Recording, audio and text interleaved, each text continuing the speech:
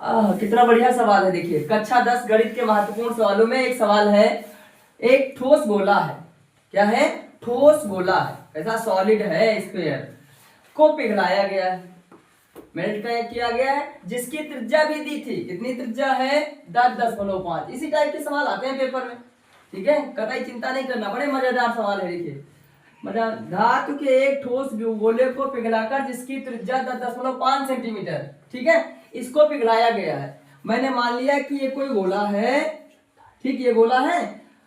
गोले की त्रिज्या कितनी है? 10.5।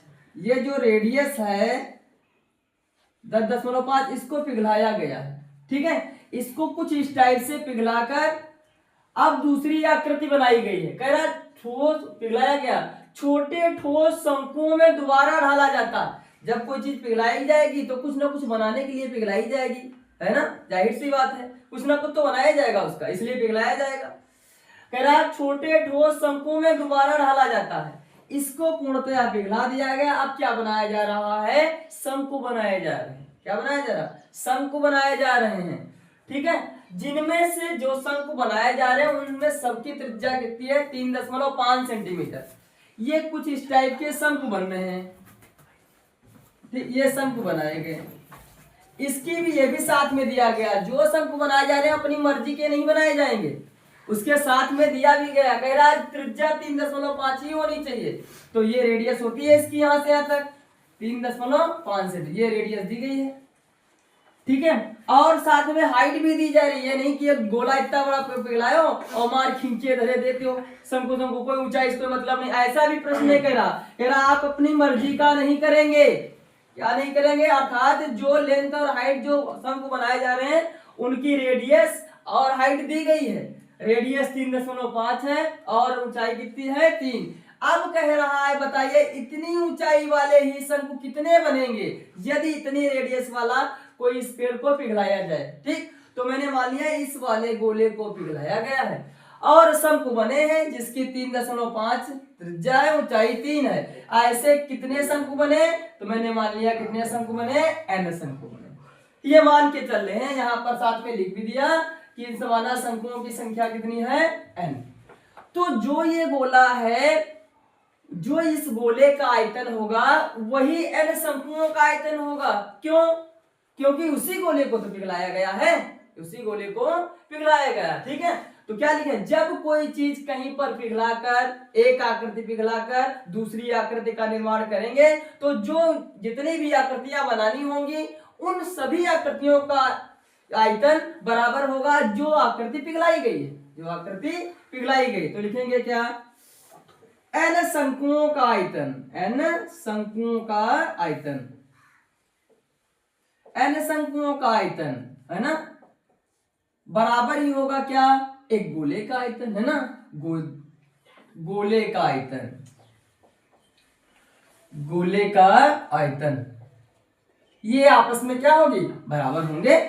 या फिर ऐसे भी लिख लीजिए गोले का आयतन बराबर n शंकुओं का आयतन। बात एक ही है, बात एक ही। गोले का आयतन बराबर n शंकुओं का आयतन। ठीक है, एक ही बात। और यहां पर एक छोटी सी बात और समझिए। ठीक है, यदि कहता कि कोई गोला पिघलाकर कोई जो है घनाभ बनाया गया, घनाभों की संख्या निकालिए, साथ में उसकी साइड भी ज्ञात कीजिए, तो हम थोड़ा सा और आगे बढ़ते, थोड़ा सा और आगे बढ़ते, उसकी साइड भी ज्ञात करते। लेकिन यहाँ शंकुओं की संख्या ही पूछ रहा। हम लोग जानते हैं शंकुओं का आयतन क्या होता है? फार्मूला n गुणे 1/3। n तो नंबर ऑफ जो है कौन है, नंबर ऑफ कोण, यानी क्या है? नंबर ऑफ कोण जो निर्माण किए गए हैं उनका।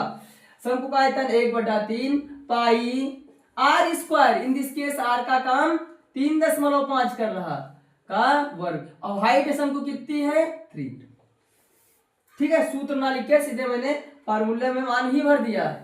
इधर गोले का आयतन, गोले का आयतन भी हम लोग जानते हैं। गोले का आयतन क्या होता है? 4/3 पाई r क्यूब। यदि उसकी त्रिज्या का घन कर दें और 4/3 से गुणा कर दें, जो प्राप्त होता है वही क्या है? गोले का आयतन, वही गोले का आयतन। इधर शंकु का आयतन क्या होता है?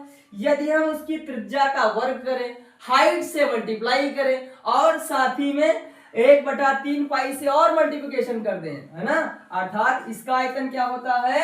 1/3 pi R square into H, pi R square into H, where H क्या है, where H be the height of the cone and R be the radius of the cone, radius of the cone. ठीक है, चलिए इधर गोले का आयतन भी फार्मूला डाल दें, अभी भी बताया गोले का आयतन 4/3 पाई आर क्यूब, आर क्यूब। ठीक है, हमको n की वैल्यू याद करनी है, किसकी याद करनी है, n की वैल्यू, है ना। देखिए इधर जो जितने भी पद लिखे हैं, देखिए क्या सब आपस में मल्टीप्लिकेशन के साथ लिखे हैं, लिखे हुए हैं। इधर भी देखिए जितने भी अंक या कांस्टेंट लिखे हैं सब मल्टीप्लाई के साथ। तो यदि ऐसा कहीं पर मिलता है बराबर के इधर कुछ मल्टीप्लिकेशन के पद, बराबर के इधर भी कुछ मल्टीप्लिकेशन पद, तो एक दूसरे से यदि कोई कैंसिल हो रहे हैं तो काट देंगे। देखिए 3 से 3 कट जाएगा, पाई से पाई कट जाएगा। ठीक है, अब देखिए जरा यहां से n का मान निकालना है, तो n इज इक्वल टू, है ना, n इज इक्वल टू, ये जो पद इधर बचा है ये गुणे में है, तो इसके बजाय उधर जाएगा तो बन जाएगा क्या, आर क्यूब बटे 3.5 का स्क्वायर गुणे 3, और साथ में कितना होगा इसके 4 भी, ये बना। जहां आर क्या है, आर है इस गोले की त्रिज्या, अब आर का भी मान भरेंगे। चलिए इधर सॉल्व कर रहा हूं, that is n is equal to 4/3.5 गुणे 3.5, ठीक है, और गुणे 3। अब इस r का मान भरेंगे, in this case r is equal 10.5, यही तो है। r क्या है, इस गोले की त्रिज्या, गोले की त्रिज्या, अर्थात कितना मिलेगा 10.5 गुणे 10.5 गुणे 10.5, 3 बार मान भरेंगे। दशमलव के बारे में देख लीजिए जरा, यहाँ देखिए एक अंक के बाद दशमलव है, तो ये दशमलव, और यहाँ भी देखिए एक अंक, इससे कैंसिल काट सकते हैं इसे। इसी प्रकार यहाँ भी एक अंक के बाद दशमलव, इसको कैंसिल कर देंगे। यदि ये दशमलव हम हटाएंगे तो एक 0 बटे जो है बढ़ेगा। अब कैंसिल आउट करिए, देखिए 5 दूनी 10, 5 एकम 5, 5 सते 35, कट गया। फिर काटिए, देखिए 2 दूनी 4, ये इससे भी काट सकते हो, 2 दूनी 4 और यहाँ 15 दूनी 30, ठीक है। फिर ये इससे काट सकते हैं, 3 सते 21, 3 पचे 15, ऐसे काट कैंसिल आउट करते चले जाए, तब तक करते ना जब तक पूरा कैंसिल ना हो जाए, और ऐसा ना हो जब कटना बंद हो जाए तब वहां पर रोकेंगे, मल्टीप्लाई करते हैं, फिर भाग भी करते हैं, ठीक है। ये 7 से 7, और देखिए अभी पद बचे हुए हैं, ये वाला पद बचा है, ये बचा है ना, तो इससे इसको काटिए, 5 एकम 5, 5 दूनी 10, 5 एकम 5, ठीक है। फिर 7 से 7 21, 7 पचे 35, ठीक है। फिर 5 से काट दीजिए, ये कट रहा है, 5 से 5 एकम 5, 5 दूनी 10, 5 एकम 5, है ना, 5 एकम 5। देखिए कितना प्राप्त हुआ जरा देखिए, 2 2 2 4 नहीं 21 है यहाँ, 21 दूना 42, गुणे 3, ठीक है। कितना प्राप्त हुआ, n इज इक्वल 3 दूनी 6, है ना, 4 3 12। कितने शंकु का निर्माण हुआ है, एक इतने रेडियस वाला कोई गोला जो है मेल्ट किया गया है, उससे शंकु जो बना रहे हैं, मैंने माना था क्या कितने शंकु हैं, n शंकु हैं। तो n शंकु कितने संख्या आई है, 126 शंकु बनेंगे। कितने बनेंगे, 126 शंकु बनेंगे, ठीक है। ये कंप्लीट हुआ। इसी टाइप के ये सब सवाल 6 अंक वाले हैं ना, 6 अंक वाले। इसी टाइप जुड़े रहिए और जो है सीखते रहिए लॉन्ग टाइप के प्रश्न। देखिए जरा सभी भैया ध्यान दे, इस टाइप का सवाल इसके बिना तो पेपर आना ही नहीं है, ठीक है। ये सवाल हर हाल में पेपर में आते ही आता है। साथ में सामने क्या लिखा हुआ होगा, 6 मार्क्स, है ना, मार्क्स 6 अंक लिखे होंगे। कितने, 6 अंक। ये 6 अंक का सवाल आता है। इसको पहचानने का तरीका क्या है, पहले सवाल को पहचानेंगे किस टाइप से इसको सॉल्व करना है। कुछ खास नजर आ रहा होगा इस सवाल में, जैसे कोई पार्टिकुलर कोई व्यक्ति होता है, उसको जब पार्टी शादी में जाता है तो क्या होता है, उसमें कुछ ना कुछ अलग दिखता, उसी टाइप का है। ये तुम्हारी पार्टी हाई स्कूल की बोर्ड परीक्षा के लिए पार्टी के लिए तैयार करना है, ठीक है। क्या करना होता है, पार्टी शादी में को कुछ ना कुछ अतिरिक्त लगा होता है ना, लोग आते हैं तो अलग से लुभावने लगते हैं, क्या होता है, कुछ ना कुछ अलग उसमें नजर आता है, उसी टाइप का ये सवाल है। देखिए जरा, इसको गौर से सभी भैया देखे, पहले तो सबसे पहला काम इसको गौर से देखना। देख लिए होंगे, कुछ नजर भी आ रहा होगा। नजर ये आ रहा है इस सवाल में, जो इस वाले पद में अंश में लिखा है वही यहाँ हर में लिखा है, और जो यहाँ अंश में लिखा वो यहाँ हर में। थोड़ा सा परिवर्तन है, थोड़ा सा परिवर्तन है ना। यदि इस टाइप का सवाल आवे कि इसका व्युत्क्रम यहाँ लिखा हो, या कहो इसका व्युत्क्रम इस वाले पद पर लिखा हो, ठीक, तब करना कैसे, सॉल्व कैसे करना। सबसे पहला काम वो रेखिक समीकरण में कन्वर्ट करना, रेखिक समीकरण में कन्वर्ट करना। कैसे करेंगे, किसी एक को P मान लेंगे, ठीक है। क्या मानेंगे, हम पहले एक वेरिएबल से दूसरे वेरिएबल में जाएंगे। यदि x में है तो हम p y z इस टाइप के दूसरे वेरिएबल में चले जाएंगे, फिर उस वेरिएबल का मान निकालेंगे, ठीक है। मैंने किसी एक पद को मान लिया, या फिर इसको मान लीजिए, या फिर इस वाले पद को मानेंगे, एक वेरिएबल से दूसरे। ये सवाल किस वेरिएबल में है, x में। अब हम उससे हम किस में जाएंगे, किसी अन्य वेरिएबल में, जैसे z p s इस टाइप से जाएंगे, ठीक है, समझ रहे हो, ध्यान दें। तो इसको मैंने सपोज कर लिया, यहां से लेट मान लिया x plus 3/2x - 1 is equal to p मैंने कंसीडर कर लिया। ऐसा अपनी तरफ से सपोज किया है, ठीक है, कि इसके स्थान पर मैंने p मान लिया। अब यदि इसके स्थान पर p है तो इसको यदि हम व्युत्क्रम करें इस वाले पद का, तो इसका व्युत्क्रम क्या प्राप्त होगा, इसको बदलेंगे तो इसको भी बदलेंगे, पलटेंगे ना, इसको पलटे तो क्या प्राप्त होगा, 2x - 1x plus 3 is equal to क्या होगा, 1/p। मैंने बदल दिया, इसको बदला तो इसको भी कन्वर्ट कर दिया, इसको बदला तो इसको भी बदल दिया, इस टाइप से मैंने बदल लिया। अर्थात जहां ये वाला पद होगा उसके स्थान पर p भरेंगे, अर्थात इसके स्थान पर क्या जाएगा p, और इस वाले पद के स्थान पर 1/p। ये क्यों कर रहे हैं, क्योंकि एक रैखिक समीकरण के रूप में हमको कन्वर्ट करना है पहले, तत्पश्चात उसको सॉल्व करना है, इसलिए ऐसा काम कर रहे हैं ना, काम कर रहे हैं ना। चलिए, इसके स्थान पर इस वाले पद के, तब ये सवाल क्या बनेगा, 2, इस वाले पद के स्थान पर 1/p, ठीक है, -3p इज इक्वल टू 5 है, इज इक्वल टू 5, ये बन गया।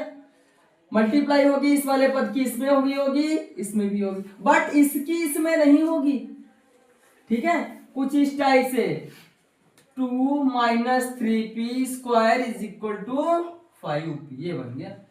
हम देखेंगे इस सवाल को, देखा क्या, p में 2 घाती है, p में 2 घाती, चूंकि p में 2 घाती तो p की जो वैल्यू आएंगी वो कितनी होंगी, 2। और कैसे आएंगी, क्यों, क्योंकि 2 घाती है तो हम लोग क्या करते हैं, मध्य पद तोड़ने का प्रयास करते हैं। उससे पहले देखिए, ये 5p जो है वो दूसरे पक्ष में लिखा हुआ है, इसको एक पक्ष में बनाएंगे, है ना। अर्थात और साथ में ये भी देखना होता है, जो p² या x² का कोफिशिएंट होता है उसको पॉजिटिव भी होना चाहिए, उसको पॉजिटिव अर्थात प्लस का भी होना चाहिए। तो इसके लिए हम ये करेंगे, ये दोनों पदों को हम इस पक्ष में लाएंगे, तभी पॉजिटिव हो पाएगा, है ना। तो कुछ इस टाइप से बना दिया, देखिए जरा क्या मिला, 3p² plus 5p - 2 is equal to 0। ये इधर से दूसरे पक्ष में गया, प्लस का हो गया, ये 2 उधर गया तो माइनस का। अब मध्य पद तोड़ेंगे, ठीक है। उससे पहले मध्य पद तोड़ने से पहले 3 की 2 में मल्टीप्लाई करना है, कितना हुआ, 6। 6 के ऐसे 2 खंड करने कि 5 प्लस का आवे, 5 प्लस का, माइनस का 6 आवे, माइनस का 6। तो देखिए 6 कम 6 से होगा, एक माइनस का 6 कर ले, प्लस का 1 कर ले, नहीं, प्लस का 6 करें, माइनस का 1 करें, 6 में से 1 जाएगा तो 5 बच जाएगा प्लस का, है ना। इस टाइप से 3p² प्लस का 6p, इस वाले पद को हम कुछ इस टाइप से लिखेंगे, 6p माइनस का 1p माइनस का 2 इज इक्वल टू 0, बन गया। मध्य पद कॉमन लेंगे, कॉमन तो हम बता ही चुके हैं पीछे वीडियो में अपने, हमने बताया था वह अंक कॉमन जो इस वाले पद में गुणे के साथ मौजूद है, कितना, 3, 3 दूनी 6 होता, और p भी कॉमन है, 3p। यहाँ कितना बचा, p प्लस 2। ऐसा ना कोई नहीं करेंगे कि 6 में से 3 कॉमन लिया, यहाँ 3 नहीं लिख देंगे, मल्टीप्लिकेशन के साथ में कॉमन लिया जाता है, ठीक है। साथ ही में यहाँ देखिए कितना common, -1p + 2 is equal to 0। ये पद एक में लिखना है ना, कितना 3p - 1 और एक आ गया p + 2। हमने एक बात बताई थी कि यदि दो अंक या दो जो है गुणनखंड इस टाइप के लिखे, ध्यान दो, a × b = 0 लिखा है, a × b = 0 अर्थात इन दोनों को गुणा करें 0 कब प्राप्त होगा, जब इन दोनों राशियों में कोई एक राशि 0 होगी। ठीक है, कोई एक राशि शून्य के बराबर होगी, तब ये 0 प्राप्त होता है, तब यह 0 प्राप्त होता है। मैंने मान लिया यदि a = 0 है, यदि a = 0, ठीक, तब 0 × b = 0 प्राप्त होगा। बारी बारी से या तो इसमें a 0 है या फिर b 0, या फिर a 0 या फिर b।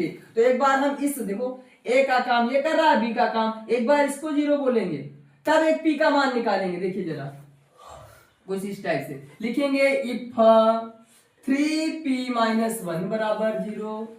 ठीक है, 3p - 1, यहां से p की वैल्यू कितनी प्राप्त होगी, 1/3 मिलेगी। अब एक बार यदि हम कहें हो सकता है ये राशि 0 ना हो सकता है ये राशि 0 हो, फिर लिखेंगे इफ क्या p + 2 = 0, therefore p = -2। अब देखिए मैंने p का मान निकाला जबकि प्रश्न किस में है, वेरिएबल x में, तो यहां तक तो ठीक है, मिलेगा थोड़ा बहुत, लेकिन यहां पर वेरिएबल x में है ना, तो x के मान आने चाहिए। ठीक है, तो ये जो p का मान आया है, ये p का मान एक बार यहां भरेंगे जो माना है, तब x का मान निकालेंगे, एक बार दूसरा p का मान -2 भरेंगे तब x का, वही आंसर होंगे इस वाले प्रश्न के, है ना। लिखेंगे क्या, जब p = 1/3, यहां पर p के स्थान भरेंगे, तब क्या प्राप्त हुआ, x + 3/2x - 1 is equal to 1/3। Cross multiplication, इसकी इधर इस वाले पद की इधर, 3 की गुणा x में 3 है, प्लस 9 कैसे, 3 × 3 = 9 है ना, is equal to 2x - 1, 3x में से 2x निकल गया, 1x, 9 उधर गया तो माइनस का हो गया, 9 × 1 = 10। ठीक है, 1x का मान आया। अब एक बार और लिखेंगे, जब p का मान -2 है, जब p = -2, ठीक है, अब p का मान -2 आया, फिर ये वाला मान यहां भर देंगे, है ना, तब x + 3/2x - 1 is equal to -2, cross multiply, है ना, क्या प्राप्त होगा, 2 दूनी, इसको हम कुछ इधर लिखे रहे हैं ना, ये तो साल ही कर लिया होगा सभी बच्चे। ठीक है, यहां लिख रहे हैं,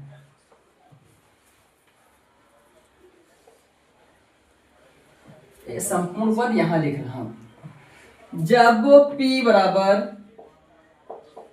-2 है ना, जब p का मान -2, यहां भरेंगे p का मान -2, implies x + 3/2x - 1 is equal to -2, फिर क्रॉस मल्टीप्लाई, यहां से x का वैल्यू निकाली ना, तो x वाले पद एक तरफ, गिनतियां एक तरफ, x + 3 is equal to -4x + 2, plus क्यों आया, माइनस गुणे minus is equal to plus, 4x इधर आया तो 5x हो गया, है ना, और 2 में से 3 घटेगा तो -1 या x इज इक्वल टू -1/5, ये आंसर है।